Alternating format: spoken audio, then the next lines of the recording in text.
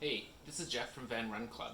I'm going to talk to you about muscle engagement today, or muscle refinement today, partly because the series that I'm creating right now is talking about how to actively engage your core. So that means your glutes, your back, your abs, and your inner thighs. And I wanted to start that off just by speaking about the process of muscle refinement and activating those groups. Yeah, and part of what's cool about this is that these are all mechanisms for you to sort of use in your runs and listen to your body and figure out what works for you. So I'm giving you suggestions of some things that you may not be aware of, and you can dive into those a little bit more. You can decide that it doesn't work for you and do your own thing. So I want to start off by talking about the process of muscle refinement. And so what I mean by that is developing and building and becoming more in touch with your muscles. So I like to think about it in four stages. So that's activation, so becoming aware that you actually have that muscle.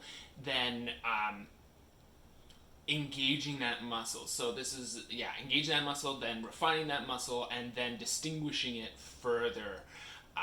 And so the way I like to explain this is like a kid learning how to use its arms, or a baby learning how to use its arms. So you have this kid that activates his arms and like learns how to use it, and that's sort of the basic first step. And the second stage is engaging it, so that baby can then consciously engage their arm, but it's a wobble, it's unsteady, it's uneven, it's not really useful.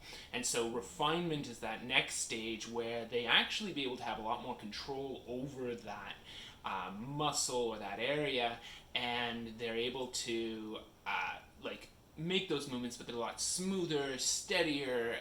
It's useful, and then after that, they start to be able to distinguish part of that, distinguish those areas in different ways. So instead of it just being an arm, now it's an arm, and there's a forearm there, or there's a hand there, and so then this process sort of happens again with these newly distinguished smaller areas, and so the hand becomes activated, it becomes engaged, and fingers become engaged, and it becomes refined, and then you distinguish even more, so hand goes down into the fingers, and so there's an ever evolving process here of refinement. And it's very easy to see with a child or a baby because their body is very undefined, but as we get older, the refinements become smaller and smaller and smaller. And so it's important that we're aware of this process so that you can use it to your advantage when you're trying to figure out why something isn't going the way you want it to, or if you're feeling aches and pains. There's a whole bunch of different reasons for that. So in terms of this next sort of these next sort of videos, is I'm going to talk about some potential activations that you may not have noticed before, that'll give you a little more stability in your running or in your exercises. But listen to your body and practice them and see if they work for you. And if they don't use them. But if they do work for you, if you find that they give you more stability, then start incorporating them more and get curious, and keep going through this process and distinguishing more until it doesn't become useful to you anymore. So I'm going to keep it at that. There is a blog below that talks more about muscle refinement. There's a blog on listening to your body. There's a blog on aches, pains, and soreness, and on what I call playing with form, so taking these tools and applying them to your running and how to do that.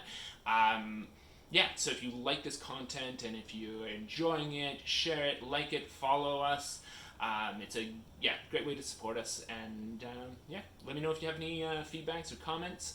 Have a great